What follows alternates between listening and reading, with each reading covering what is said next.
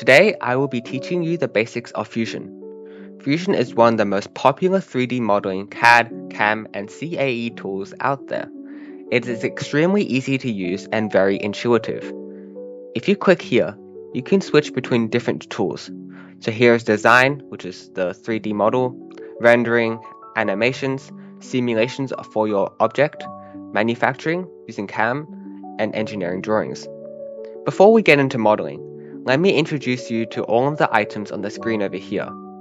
Up the top are all of the various features in Fusion that you can use.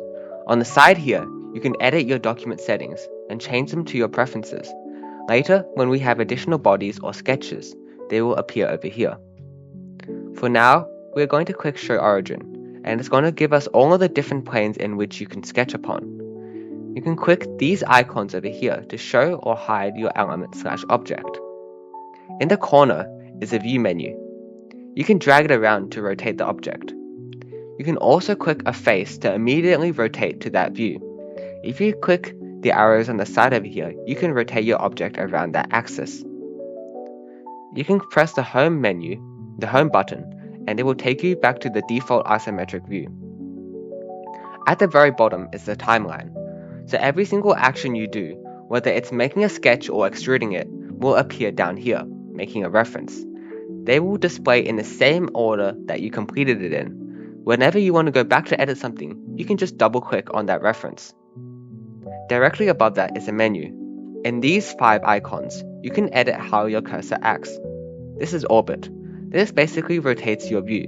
You can choose between free and constrained.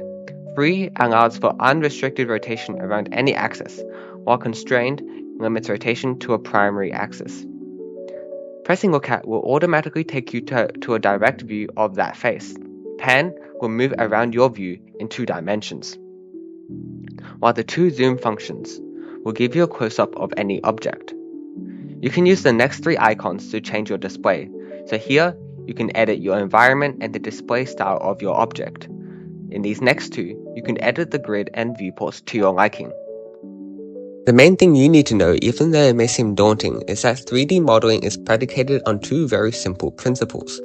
First is the sketch. This is drawing out your object space on a 2D plane.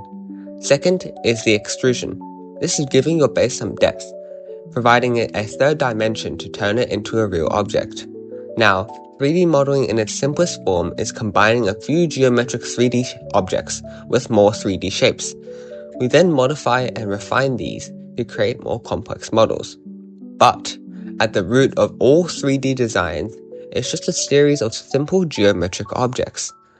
We combine these by just drawing sketches on other objects, on the faces of these objects, and then giving them some depth to create compound shapes. Okay, so back to our blank document. What we're going to do today is to make a toy house. This is because we just want to make a simple compound shape. We want to first make the house foundation, then the roof. After that, we'll create 2 windows and a door. Now we're going to make our first sketch. We're going to click Create Sketch and select the plane that we want it on. This will be the front plane, which is the XZ face. At the top here are all of the line/shape drawing tools that you can use. I'm going to click the rectangle tool.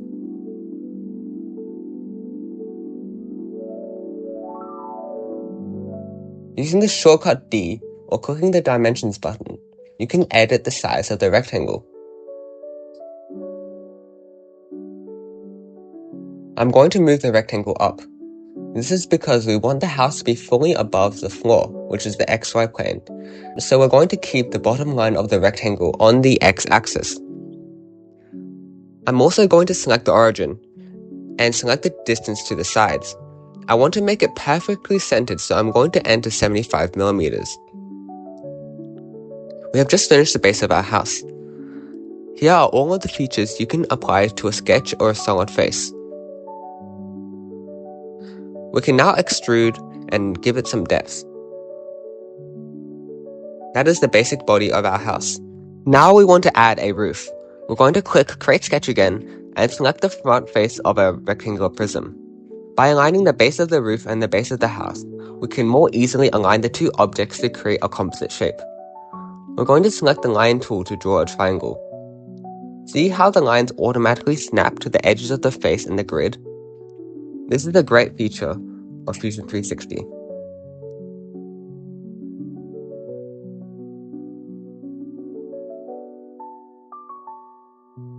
Now that's done, we can exit our sketch again and extrude the triangular base.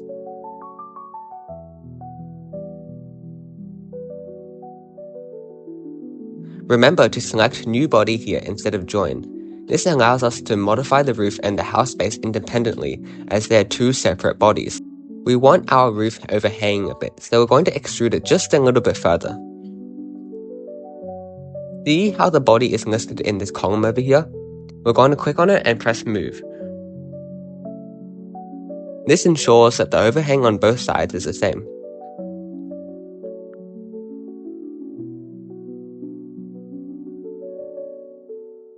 See how all of these actions have been recorded in the timeline down here? We can click on it and go back to edit it if we want. Okay, now that's done. These are the foundations of our house, the basic 3D shape. Now, to create a more complex shape, we can use some more Fusion features to modify the object. Over here is the Modify column. You can use these functions to modify certain aspects of an existing 3D body. We're going to click on the bottom face of the rectangular prism and use the shell function to start hollowing it out from the bottom. We want our walls to be 5mm, so we're going to select this on the model. And voila, there we go. It's now time to add the windows and the doors. On the front face of the rectangular prism, we're going to create a sketch. We're going to draw two squares near the top.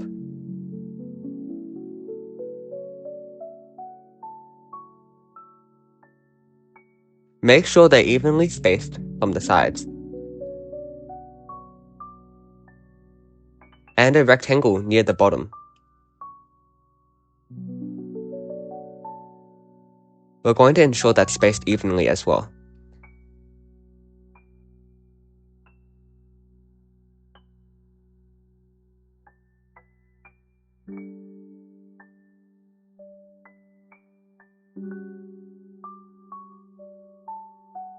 Now, another important feature is that you can extrude sketches into other objects.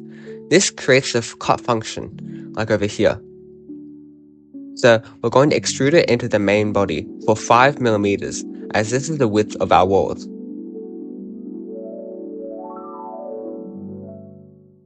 We're going to select OK, and now that's done. We have now finished making our toy house using some basic Fusion features. If you enjoyed this tutorial and was beneficial towards your understanding of Fusion 360, please like, subscribe, and support the channel. Thank you very much.